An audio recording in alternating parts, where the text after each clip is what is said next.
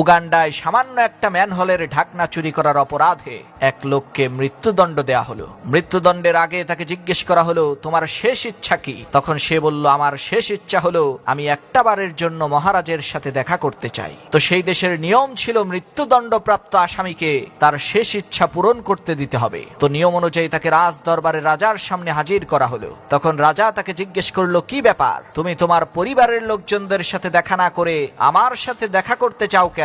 তখন সে চোর বলে উঠল, মহারাজ, আমার কাছে এমন একটা মহামূল্যবান গাছের বীজ আছে, সেই বীজ থেকে একটা গাছ হবে, আর সেই গাছ একজন মানুষের সমস্ত ইচ্ছা পূরণ করতে পারবে।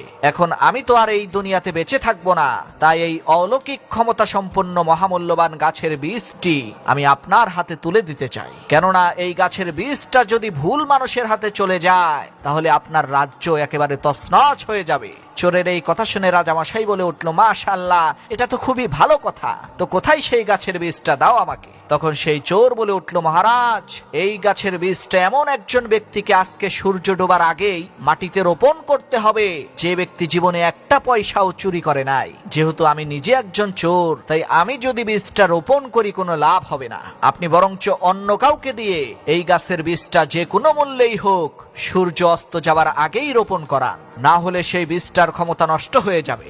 রাজামশাই যখন মন্ত্রীকে দায়িত্ব দিল, মন্ত্রী বলল, মহারাজ, আমাকে ক্ষমা করবেন, আমি এত টাকা পয়সা আদান প্রদান করি, দুই একটা টাকা এদিক সেদিক তো হয়ে যেতেই পারে, সুতরাং এই দায়িত্বটা আপনি অন্য কাউকে দেন। তখন রাজামশাই একে একে খাদ্যমন্ত্রী, অর্থমন্ত্রী, স্বাস্থ্যমন্ত্রী, শিক্ষামন্ত্রী সবাইকে ওই গাছের বীজটা লাগানোর জন্য বললেন, কিন্তু সবাই অস্বীকৃতি জানালো। তারা বলতে লাগলো, মহারাজ, আমরা এত টাকা পয়সা নাড়াচাড়া করি, যার কারণে দুই একটা টাকা তো এদিক সেদিক হয়ে যেতেই পারে, এর চাইতে ভালো হয় গাছটা আপনি নিজেই লাগান। তখন রাজা বলল, আরে কি সব যাতা বলো, আমি তো পুরো রাজ্য চালাই, তাহলে আমারও তো দুই একটা টাকা এদিক সেদিক হয়ে যেতেই পারে। তখন সেই চোর বলে উঠল, মহারাজ, চোর তো শুধু আমি একা না, আপনারা সবাই তো চোর, তাহলে কেন একটা ম্যানহোলের ঢাকনা চুরি করার অপরাধে আমাকে মৃত্যুদণ্ড দিলেন? চোরের এই কথা শুনে রাজামশাই লজ্জিত হয়ে বললেন, ঠিক আছে, যাও, তোমাকে মাফ করে দিলাম।